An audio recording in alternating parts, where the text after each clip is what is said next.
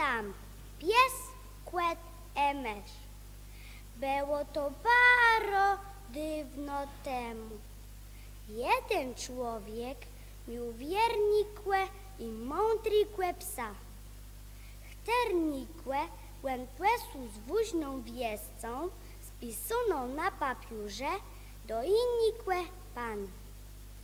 Pies zsuł papiur w pesk i lecu z nim jak wiatr. Po drodze spędku kłetka, ta się cała sa smulec do psa. Tak się pies wystawił papiur i sa z kłetką bawił. Kłetka wiecała się papiur był wuźni i schłewała go kłepłet balka. Jak pies so przepomnił, że mił chudkłe papiur zanies z pitusa. Gdzie je mój list? Kłetka płewiecała. Ju nim płemyslała zawczasu i kłe dobrze schłewała. Ju cegłę zaru przeniesa. Skłykła płet dil, ale łet papiura nie wystało ani śladu. Mysie głeże żarłe. Łet tygłe czasu, pun bije swojego psa, pies głezia głeń kłeta, a kłet mysz. I tak wszyscy zrobili sa nieprzyjacielama, płep się tym ziele w julci skłece.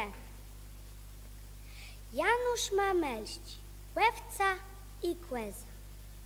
Przeszło latkłe, jesień przeszła, na kaszebę zima przeszła. Spadły leste, spadły śniedzi, chłewa chliwach terchem secy.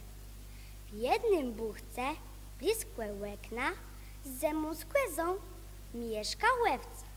A na kłeza i na łewca zema cygna łet te łekna.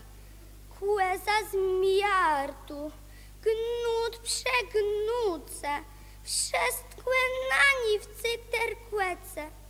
Je to ze mną, ala się, Mróz ju przeszedł, mróz ju je. Łewca w cepłą, wełna z kretu, mróz i wcale nie dotekł, nawet nie widziała nie. Mróz lepszynce, mróz lemdze. W jednym buchce bliskłe łeknów, zem łewca z kłezą mieszku. Mice nima tak saceje, jedna dredzi nie rozmieje.